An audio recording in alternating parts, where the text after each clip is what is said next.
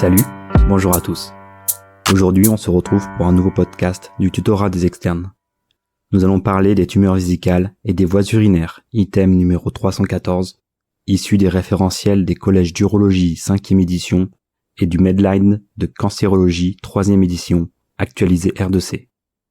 Avant toute chose, je vous invite à consulter en parallèle la fiche du tutorat des externes concernant cet item qui reprend tous les points essentiels.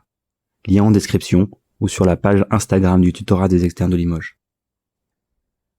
On va commencer, comme pour chaque cancer, avec un point épidémiologique. Il existe une discordance dans les sources à disposition. Le cancer de la vessie est, selon le collège d'urologie, le 5e cancer en fréquence en France, avec une incidence annuelle de 12 000 cas. Et selon le Medline, il est classé à la 6e place avec 13 000 cas par an. Dans tous les cas, il s'agit du 3e cancer urologique derrière le cancer de la prostate et du rein, touchant majoritairement les hommes, avec 4 hommes pour une femme, et principalement après 70 ans. Il s'agit dans la majorité des cas d'un carcinome urothélial pouvant être multifocal et atteindre les voies excrétrices supérieures, la vessie et ou l'urètre. Le second type de tumeur à évoquer est le carcinome épidermoïde, rencontré majoritairement dans les zones endémiques de bilharziose. Concernant les facteurs de risque, le principal facteur de risque est l'intoxication tabagique qui multiplie par 3 le risque d'apparition de tumeurs. On retrouve également l'infection à la bilharziose, la radiothérapie pelvienne, l'exposition aux carcinogènes industriels et l'exposition au long cours de cyclophosphamide, une chimiothérapie anticancéreuse de la famille des alkylants. Toute découverte de tumeurs vésicales doit faire évoquer une exposition professionnelle donnant la reconnaissance en maladie professionnelle et ouvrant les droits d'indemnisation spécifiques. Parmi les carcinogènes industriels, on retrouve les amines aromatiques, retrouvées entre autres dans les colorants, les plastiques ou le caoutchouc.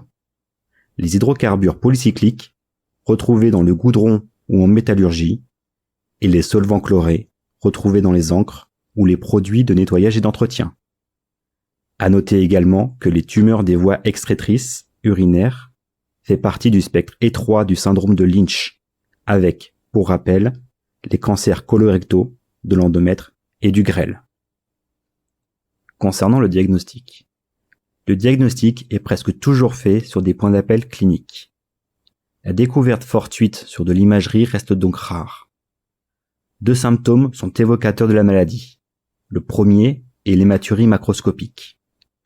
Le second sont les signes irritatifs vésicaux avec la polachylurie, l'urgenturie et les brûlures mictionnelles.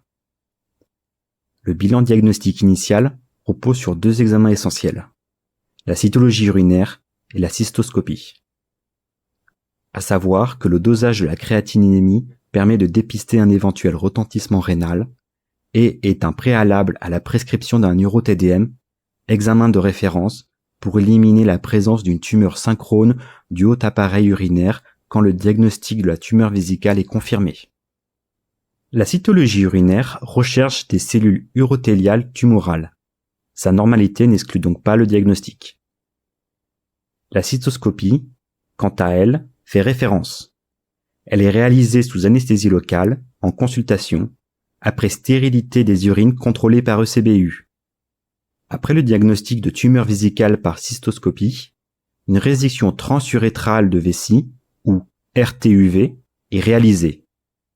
C'est cette RTUV qui permet le diagnostic anatomopathologique de certitude et de déterminer le type histologique de la tumeur. Cette résection permet également de définir le pronostic avec le grade tumoral.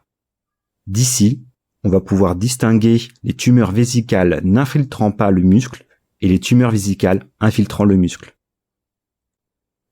La RTUV est également le seul geste thérapeutique réalisé en cas de tumeur vésicale n'infiltrant pas le muscle.